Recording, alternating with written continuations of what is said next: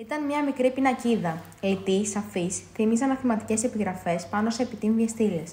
Αυτές που μελετούσαμε στις πηγές της ιστορίας. Στους Εβραίους συμμαθητές μου στη Ζωσιμαία σχολή, δίπλα σε μια απίστευτα ζωντανή απεικόνιση των φούρνων του Auschwitz από κερί. Δεν ξέρω τι μας τράβηξε περισσότερο. Πιθανότατα ήταν το όνομα του σχολείου μας που εμφανιζόταν στην αναφορά ενός τραγικού ιστορικού γεγονότος, του Ολοκαυτώματος. Μπορεί πάλι να ήταν η συνειδητοποίηση πως τα Ιωάννινα οι Εβραίοι μαθητές φοιτούσαν στη Ζωσιμαία σχολή. Μια επιπλέον απόδειξη ότι η ρωμανιώτικη κοινότητα της πόλης σημείωνε αρμονικά με τη χριστιανική, κάτι που στο παρελθόν είχε αναφερθεί σποραδικά στην τάξη. Εγώ και οι φίλοι μου αποφασίσαμε να ερευνήσουμε το θέμα περισσότερο. Σύμφωνα με τις πηγές, οι Ρωμανιώτες Εβραίοι των Ιωαννίνων, μία από τις παλαιότερες κοινότητες της Ευρώπης, ασχολούνταν κυρίως με το εμπόριο και την οικονομία. Στα τέλη του 19ου αιώνα, η κοινότητα αριθμούσε 4.000 άτομα, αλλά ύστερα από τον Πρώτο Παγκόσμιο ήταν μόνο 2.000. Γιατί άραγε μειώθηκε τόσο ο εβραϊκός πληθυσμός στην πόλη μας αυτά τα χρόνια? Υπήρξε κύμα μετανάστευσης πριν το Δεύτερο Παγκόσμιο Πόλεμο και αν ναι, για ποιους λόγους? Κράτησαν οι άνθρωποι αυτοί επαφές με τους υπόλοιπους γενιώτες και με τη ρωμανιώτικη ταυτότητά τους. Ποια η τύχη τους? Πώς συνδέονται με το Ολοκαύτωμα που σημάδεψε όλο τον 20ο αιώνα? Στην έρευνά μας απευθυνθήκαμε στο συγγραφέα του βιβλίου Ιωάννινα Μα Ιωάννινα, Ισαάκ Τώστη. Before 1930, a lot of families left the city. Why did that happen? I mean, before 1940, when the German occupation started. My father and his family went to America in 1915. Two things. One was the economics here there was nothing. Nothing was going on. So the family went, and the other part was that the boys were of the age of war. You know, they could be inducted into the army. And so I guess the family didn't want that, so they moved to America. My mother's other part, Cohen, went to Israel. So I have a split personality with the idea of half of my family is in Israel, half of my family in America.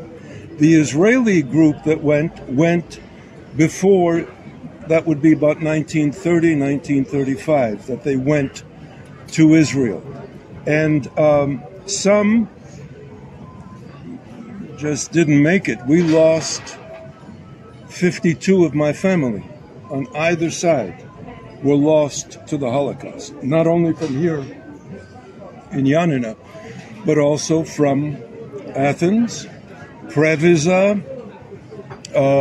Arta, and a few other places that I'm not remembering from the moment. But they were, you know, the family was spread out into various parts of Greece.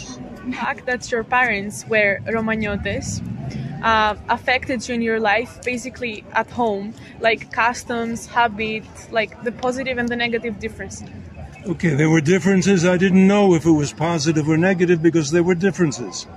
So, and then small ways, the way my father read the Hebrew texts, I didn't know till later that we were different. So there were small things, like very small things. Mom, why do we eat rice at this time of year and those Jewish people over there eat potatoes? How come? My mother didn't actually know. It was just a custom. It was the same for us. Why did we light the candles this way when I know Joseph over there lights his candles a different way? Why are those candles in the window?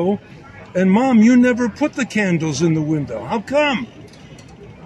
So there were things that I didn't understand, and it didn't really matter because I was different anyway, so it didn't matter that it was this way or not. But as to the Holocaust, we didn't know.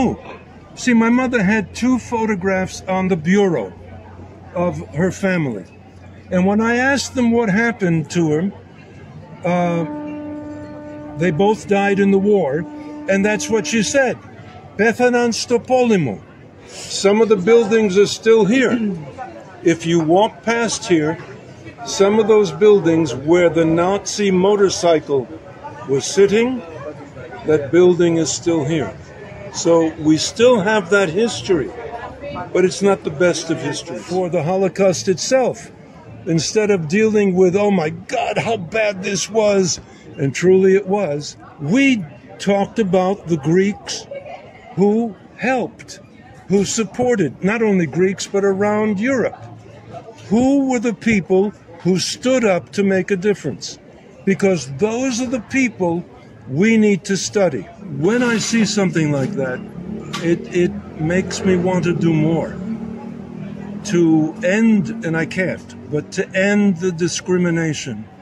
Wherever it is, it's not like it's just because it's Jewish. Of the 52, I don't really focus too much on those because I focus on the 16 that were saved by Greeks. And if it weren't for those Greeks, I would have never met my family.